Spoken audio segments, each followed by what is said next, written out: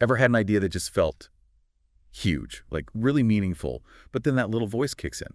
The one that makes asking for help, maybe it's money, maybe volunteers, maybe just support, feel like this giant wall. Oh, absolutely. It's a really common hurdle, isn't it? That hesitation around actually making the ask. It can be surprisingly strong.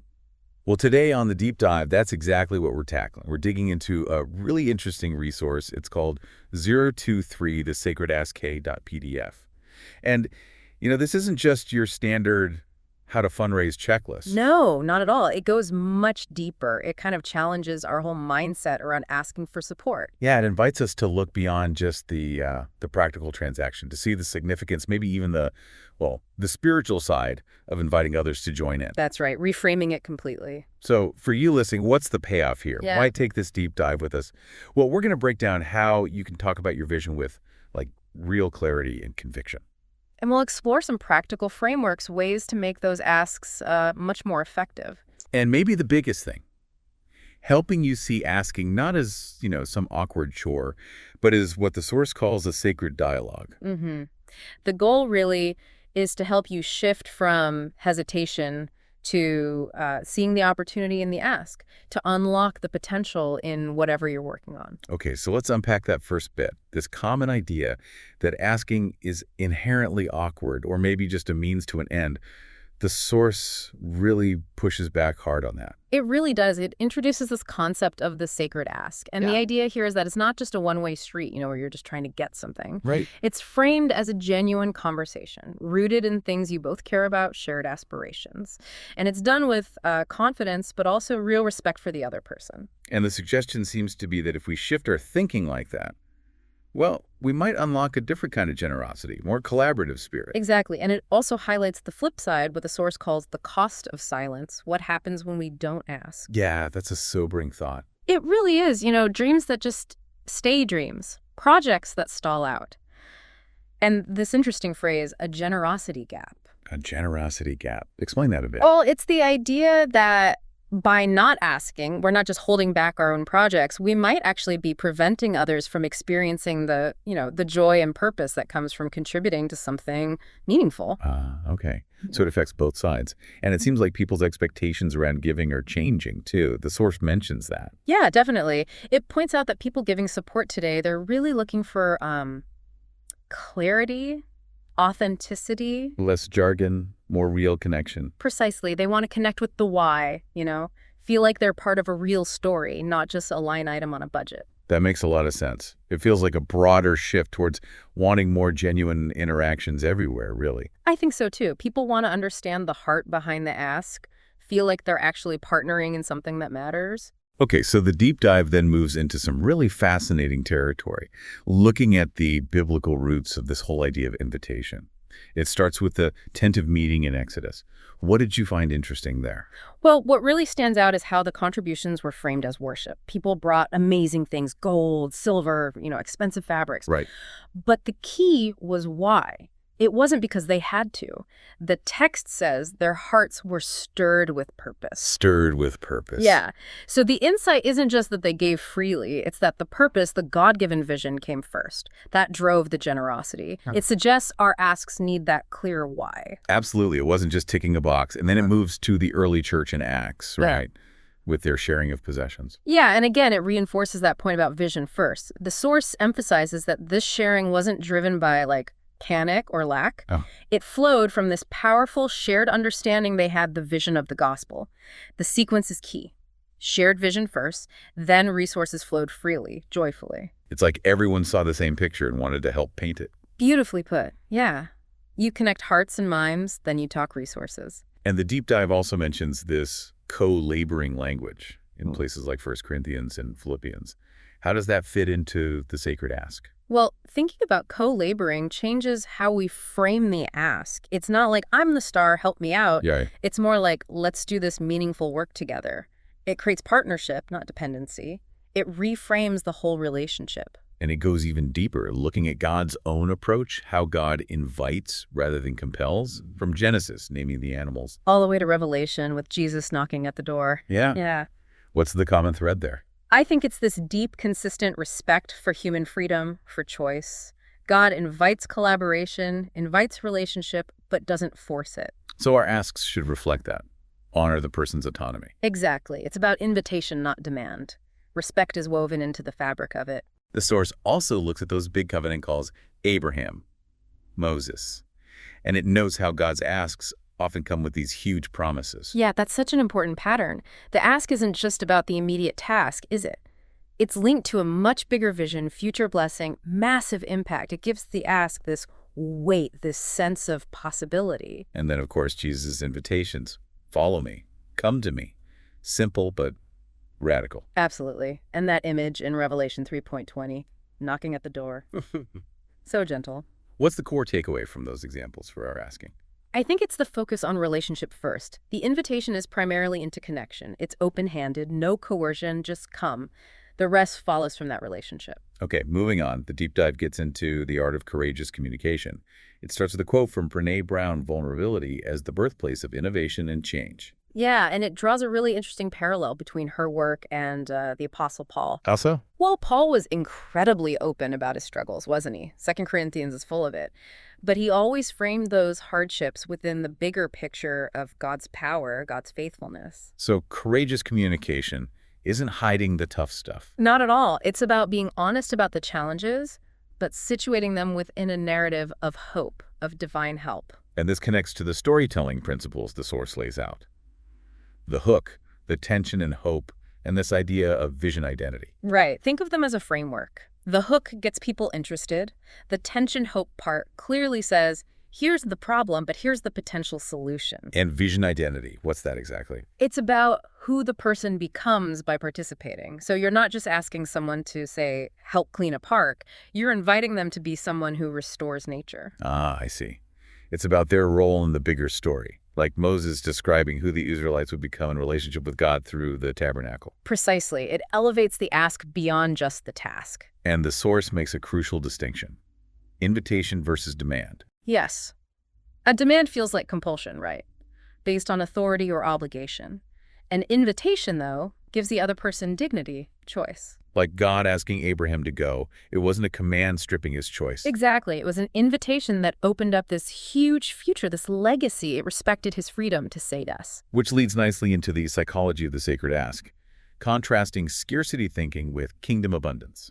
Yeah, this is fundamental. How we think about resources. Is there enough, or is God able to multiply?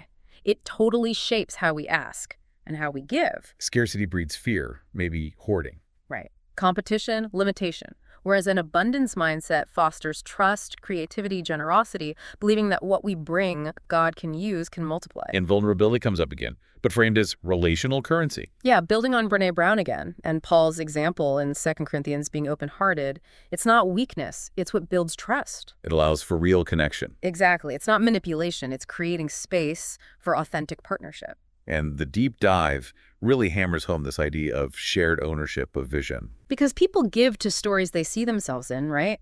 When they feel like they have a stake, a role to play in this specific vision. They're more invested. Much more. It becomes our project, not just your project. That shared ownership is incredibly powerful. Okay, let's look at some of those biblical case studies the source uses. Nehemiah rebuilding the wall. What's the key lesson there? With Nehemiah, it's all about leading with the after picture. He didn't just focus on the rubble and the danger. He painted the vision. Vividly.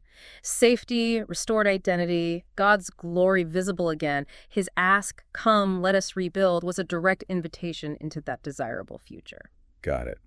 And Paul's collection for the churches in Macedonia. Paul's genius there was grounding the ask in theology. He didn't just say they need money. He framed giving as fellowship in the grace of Christ. So, not a burden, but a spiritual act. Exactly. A privilege even. A way to deepen their connection with Christ and each other. It completely elevates the act of giving. And the feeding of the 5,000, what's the asking lesson there? It's Jesus' invitation to the disciples. You give them something to eat, even when they felt totally inadequate. Right. 5 loaves, 2 fish. Seems impossible. But it shows God invites us to bring what we have, however small it seems, and trust Him to multiply it. It's about bringing our loaves and fishes. That's powerful. Yeah. Okay, the deep dive then outlines a very practical framework, these 7 movements for vision casting. Can you give us the quick rundown? Sure. First, Ground it in scripture, know God's promises. Second, name the tension, be honest about challenges, but also God's provision. Okay. Third, paint the vision, that vivid after picture. Fourth, define roles, clear ways people can jump in. Prayer, money, skills, whatever. Makes sense. Fifth, celebrate and report, share milestones, show God's faithfulness. Sixth, own the vulnerability, be real about the ongoing struggles. Right.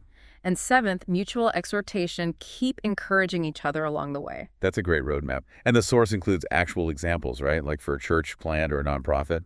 Yeah, those scripts are super helpful. They show how to put these movements into actual words, like the City Hope Church example paints the vision, then gives really clear ways to partner. Practical stuff. Yeah. It also covers common pitfalls, things to avoid when asking.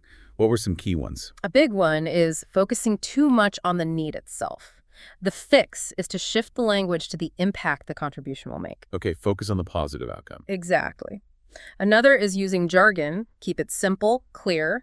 Vague next steps are also bad. Tell people exactly how they can help. Be specific. Yes. And remember, it's a dialogue, not a monologue. Invite feedback, listen. Good reminders. Then it revisits Jesus, Paul, and Nehemiah, but specifically looking at how they asked. What can we learn from Jesus? Master storyteller, right. Parables made huge kingdom ideas relatable, and his invitations like follow me were direct, clear about the role and the vision. And Paul, what was his approach? Paul always connected the practical ask to the bigger theological picture, the core values, and he was so relational, naming people, sharing his own struggles, showing gratitude. It wasn't impersonal. Right, that personal connection. And Nehemiah's asking style. Nehemiah was brilliant at painting the urgent picture. Crisis plus opportunity, come let us rebuild. So clear, so motivating. And he assigned roles, giving everyone ownership. That ownership piece again. Okay, this next bit feels crucial. Shifting from scarcity to abundance in how we frame asks. Can you give that example again? Sure, scarcity ask. We're really short-staffed and facing budget cuts, so anything helps. Feels a bit desperate, maybe. Yeah, a little bleak. Abundance ask. We're mobilizing an amazing team to reach 1,000 young people this year with this program. We invite you to partner with us, your gift, your skills to help shape this transformation. See the difference. Totally. One focuses on lack, the other on potential, on impact, on partnership. Much more inspiring. Exactly. It ignites imagination. The deep dive briefly mentions having a personal vision statement. Why is that helpful for asking? It's like your internal compass. It gives you clarity on your own why that fuels your confidence and helps you filter opportunities. When you're clear, your ask becomes more authentic, more compelling. Makes sense. Now, this idea of role-playing asks, that sounds interesting. It's actually really useful, not just for sales teams. It's a safe space to practice, right? To work out the kinks in how you explain the vision, anticipate questions, get comfortable. Build that muscle memory. Yeah, exactly. And you might spot blind spots, things you didn't realize weren't clear. Okay. And then practical tools like email scripts. It calls the inbox a mission field. What's the framework there? It uses the 5 C's, connections start warm, context the situation, conviction, the why, the values, call to action, clear next step, and closing with hope, inspiration, impact. 5 C's. Got it. And there are templates for different kinds of emails. Yeah, like introducing a vision, a specific financial ask, asking for prayer, updates, really practical stuff. Those before and after examples sounded really effective too. Which one stood out to you? The capital campaign one was great. The before was okay, focused on the money goal, kind of passive. Right. The after totally shifted. It emphasized the legacy, the transformation the campaign would enable, used inspiring language, positioned donors as vital partners. Huge difference in tone and focus. Yeah, shows how framing changes everything. So, summing up the steps for a compelling ask. Start with connection. Share the vision, the why. Name the opportunity, the specific need. Make the ask clear, courageous, open-handed, and always, always express gratitude, whatever the answer. Gratitude is key. Now, reframing objections as spiritual hospitality. That's a fascinating twist. Isn't it? Instead of seeing objections as roadblocks, see them as chances for deeper conversation, maybe even discipleship. Like Jesus handling questions. Exactly. Listen with empathy, gently reaffirm the vision, offer helpful next steps. It's about connection, not just overcoming an obstacle. And this relates to the shift from transactional fundraising to sacred invitation, right? Absolutely. Transactional is often just about the money, maybe feels obligatory. Sacred invitation is about mobilizing people towards God's purposes, activating generosity as worship, inviting true partnership. Changes on that relational rhythm of asking, Yeah. building rapport first. It's foundational. Trust comes from relationship. Asking questions, really listening, sharing appropriately, honoring their perspective. It builds that connection that makes the ask meaningful, not just a pitch. And personal story plays a big role in building that trust. Huge role. Being authentic, vulnerable, it creates empathy. Avoid jargon, own the tensions. Show, don't just tell. Let people connect with your journey. Okay, and showing impact is vital too. How do we best demonstrate that a gift makes a difference? Stories are powerful testimonials from people impacted. Clear metrics help show the progress. Visuals too, photos, infographics, make the impact tangible, believable. Prove it's working, basically. Yeah. Now, graceful boldness, what does that look like? Think of it as love in action. It's being direct, confident in the mission, respectful of the person, clear invitation, no manipulation. Faith in the vision, respect for their choice. And vision casting, painting destiny. Remind us of the core idea there. People give to vision, not just need. Like Jesus, paint that compelling picture of the future. Ground it biblically, make it resonate emotionally, focus on the positive change, and invite partnership in that destiny. And don't forget the follow-up. Why is that so important? It nurtures the partnership. Thank people immediately. Give regular updates, offer ongoing ways to connect, even handle a no gracefully. It shows you value the person, not just their potential contribution. Right. The deep dive also touches on tricky areas, oversharing, being vague, sounding desperate. Any quick tips? Intentional transparency, share enough for connection, but keep the focus on purpose. Specificity is courtesy, give clear details. And posture act as a called messenger trusting God, not out of desperation. Good distinctions.